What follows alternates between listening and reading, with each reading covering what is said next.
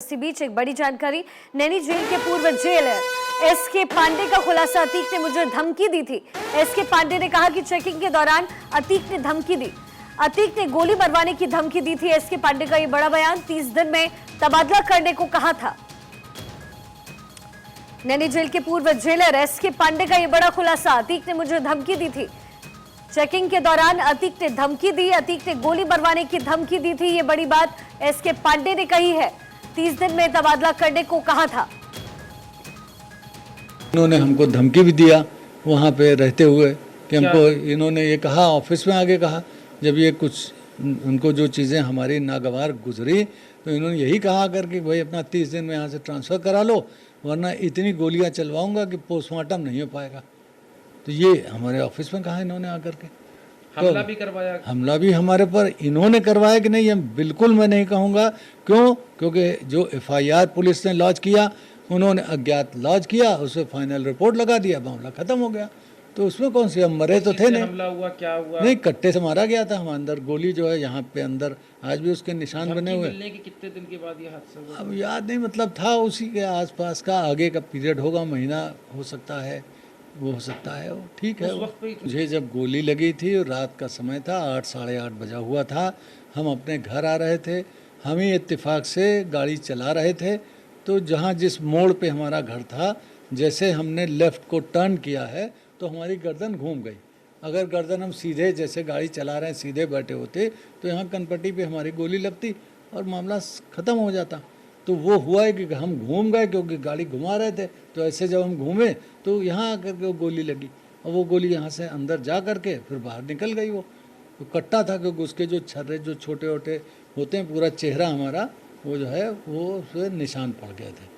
तो लोगों ने देखा, जिन लोगों ने, अरे बोले हमको पहले लगा कि हमारी गाड़ी शायद टायर बर्स्ट कर गया है, क्योंकि एकदम से धुआं उठा।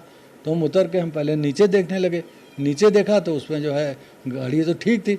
तब तक कुछ लोग आए, उन्होंने कहा अरे तुम्हारे चेहरे पे क्या हो रहा है? और फिर हमने हाथ पीछे लगाया तो गीला सा लगा, हाथ देखा तो खून था।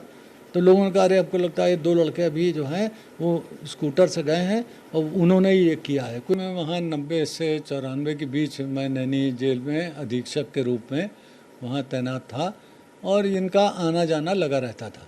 तो ये जो है कभी जैसे जो ये कोई केस हो जाता था, कभी लंबा उसमें रुकना पड़ता था, 3-4 महीने 5 महीने रुके, कभी कभी जो है वो जल्दी बेल हो जाती थी, चले जाते थे।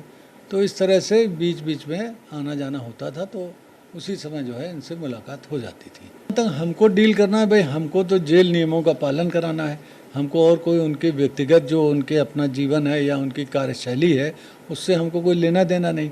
मगर यह है कि हाँ, थोड़ा ये सतर्क रहना पड़ता था कि हमारे जो है कहीं ऐसा ना हो कि कोई ऐसी घटना हो, क्योंकि इनके विरोधी पक्ष भी वहाँ रहते थे। ऐसा नहीं है कि यही है। तो हम लोगों को ये ज़रूर, जेल के जो भी कर्मचारी अधिकारी रहते हैं, ये ज़रूर देखते हैं कि कहीं आपस में इनका टकराव ना हो जाए। तो उसको जो है बचाने का भरसक प्रयास किया जाता है। को लेकर के वहाँ पर थोड़ा सा मनमुटाव भी हुआ। भाई पहले लोगों ने अपना अलाउ कर देते थे, कहते हैं कि कौन सा वहाँ कोई न CCTV लगा था, न वहाँ कोई ऐसी चीज़ थी। तो जो पुराने लोग थे, जो पहले के लोग थे, कहते यार कौन बवाल मोल ले, इनसे झंझट करने से अच्छा है जो कह रहे हैं करते। तो अब जब कोई आएगा देखा जाएगा, जब पकड़े उकड़े जाएंगे या कहीं छापा पड़ जाएगा, कोई बात होगी तब देखेंगे हम लोग। तो जिनके अंदर हिम्मत है कि भाई ऐसी कोई परिस्थिति आएगी तो हम उससे निपट लेंगे, तो वो लोग अपना जो चाहें वो करते थे।